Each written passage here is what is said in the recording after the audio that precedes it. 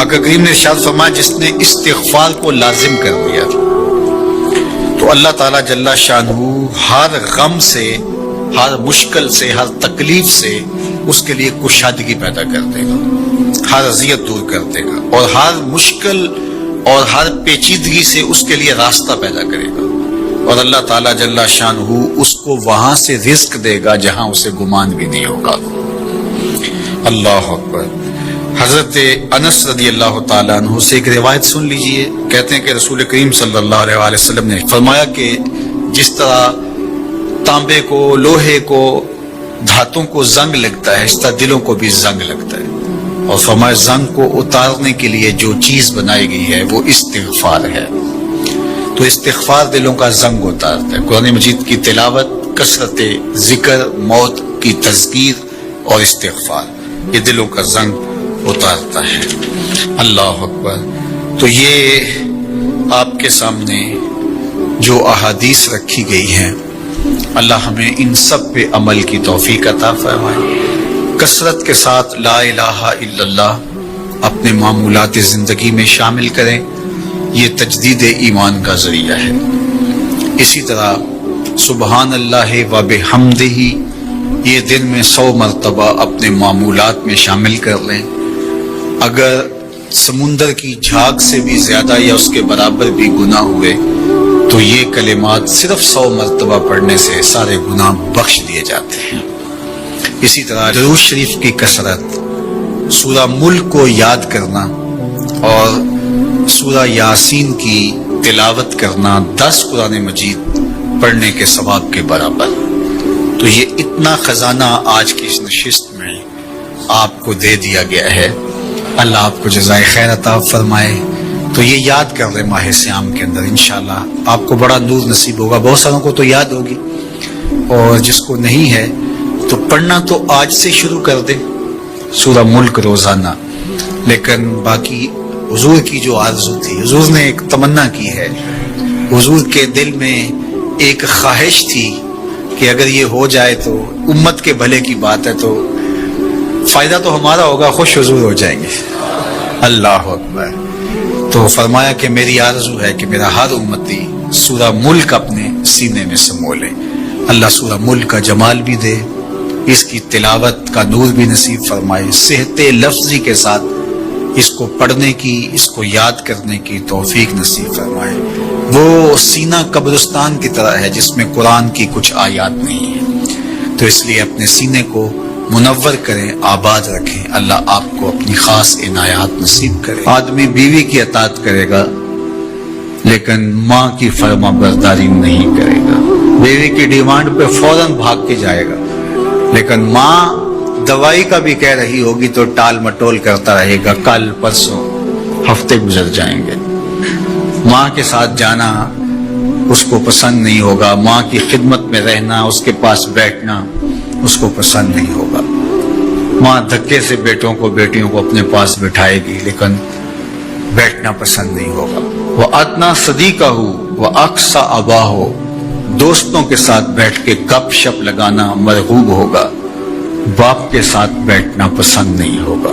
باپ کے پاس اولادیں نہیں بیٹھیں گی، اور یہ جو مصیبت آئی ہے اس نے تو گھر کے اندر بھی پاس بیٹھی اولاد کو بھی ماں باپ سے چھین لیا ہے، وہ وہاں بیٹھ کر کے بھی حاضر باش نہیں ہوتے۔ آپ کو اس دن میں نے درس قرآن میں جو مضمون رکھا تھا اس میں ایک لفظ تھا وَبَنِينَ شَهُودًا، وہ بیٹے جو حاضر باش ہوں وہ نعمت ہوتے ہیں، جو باپ کی خدمت میں بیٹھے ہوں، باپ کے پاس بیٹھتے ہوں، باپ کے ساتھ جڑے رہتے ہوں، وہ نعمت ہوتے ہیں۔ اور جو باپ سے جان چھڑاتے رہتے ہوں، جی چراتے رہتے ہوں، پھنس گئے تو 2 منٹ بیٹھ کے ورنہ نہیں۔ بالخصوص بوڑھے بزرگوں کے پاس تو اس دور کے اندر کوئی بیٹھنے کے لیے تیار نہیں ہوتا، وہ ترستے ہیں کہ ہماری اولاد ہمارے پاس بیٹھے، لیکن اولاد کی دلچسپیاں ہی کوئی اور ہیں، وہ انہیں اولڈ فیشن سمجھتے ہیں، پرانے زمانے کے لوگ دقیانوس، ان سے ہم بات بھی کیا کریں، یہ ہمارے زمانے کی باتیں نہیں سمجھتے۔ جب تم ان کے زمانے کی باتیں نہیں سمجھتے تھے، انہوں نے ایک لفظ پانی اور روٹی سکھانے کے لیے کتنی محنت کی تھی تمہارے اوپر، تم تو کچھ بھی نہیں سمجھتے تھے، تم تو حرف و صوت سے آشنا نہیں تھے، تم تو لفظوں سے آشنا نہیں تھے. انہوں نے کتنا وقت دیا اور ایک ایک حرف، ایک ایک لفظ، ایک ایک ہجا تمہیں بتایا، اور آج تم کہتے ہو یہ دقیانوس ہے.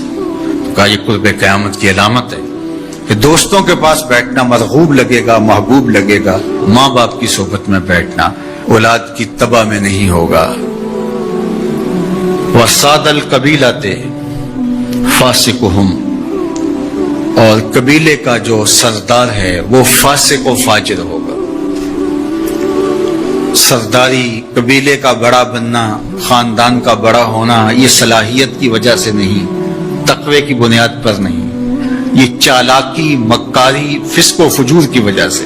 اس لیے کہ جس طرح کی قوم ہوگی اس طرح کے ان کے حکمران ہوں گے. کسی نے حجاج بن یوسف سے کہا تھا کہ تو نے حضرت عمر کا دور خلافت دیکھا ہے، تو ان جیسا انداز حکومت اختیار کیوں نہیں کرتا؟ تو اس نے دو لفظی جواب دیا، تبازروا اتعمر لکم.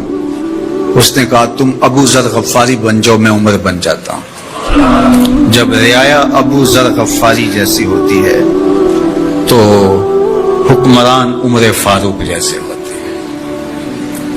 جب ہم چور ہوں گے، ہم خائن ہوں گے، ہم بدکار ہوں گے تو اوپر رحمتوں کی چھتڑیاں تو نہیں تانی جائیں گے، اوپر کی طرح یہی کچھ ہوگا. ایک روایت میں آتا اعمالکم امالکم، تمہارے اعمال ہی تمہارے حکمران ہوں گے. فرمایا کہ وہ اس بات پہ قادر ہے کہ وہ تمہیں اوپر سے بھی عذاب دے سکتا ہے، وہ چاہے تو نیچے سے بھی عذاب دے سکتا ہے. حضرت عبداللہ ابن عباس رضی اللہ تعالیٰ عنہ فرماتے ہیں اوپر کا عذاب یہ ہے تمہارے حکمران نااہل ہوں، اور نیچے کا عذاب یہ ہے تمہاری اولاد نافرمان ہوں، اور تم ایک دوسرے سے لڑنے لگ جاؤ. ایک خاندان کے لوگ شریکہ برادری کے نام سے ہر وقت ایک دوسرے کے ٹو میں رہیں، یہ عذاب نہیں تو اور کیا ہے. ہر وقت بھائی بھائی کو نقصان پہنچانے کے چکر میں رہے، بہنیں اور بھائی آپس میں ایک دوسرے کے دشمن بنے کھڑے ہوں، ہمسایہ ایک دوسرے کی عزت کو اچھالنے کے لیے تیار کھڑا ہو. محلہ راحت کا ساما ہونا چاہیے، لیکن محلہ آپس میں ایک دوسرے کی عزت کو پامال کرنے کے لیے تلا ہوا. خاندان، برادریاں جو کہ وحدت کی علامت ہونی چاہیے، یہ ایک دوسرے کو اذیت دینے کے لیے، تکلیف پہنچانے کے لیے، ٹو میں رہنے کے لیے، کسی کے عیب کو اچھالنے کے لیے، کسی کی بہن بیٹی کی آبرو کو اچھالنے کے لیے ہر وقت اسی چکر میں ہو. تو کیا یہ عذاب نہیں ہے کہ تم اپنے گھر میں بھی محفوظ نہ ہو؟ خاندانی لڑائیاں، شریکہ برادریاں، ان کی باہمی لڑائیاں، یہ فرقوں کی لڑائیاں، سیاسی جنگ و جدل، یہ کیا ہے؟ یہ اللہ کے عذاب کی ناراضگی کی صورتیں ہیں. اللہ تعالی ہمیں سچی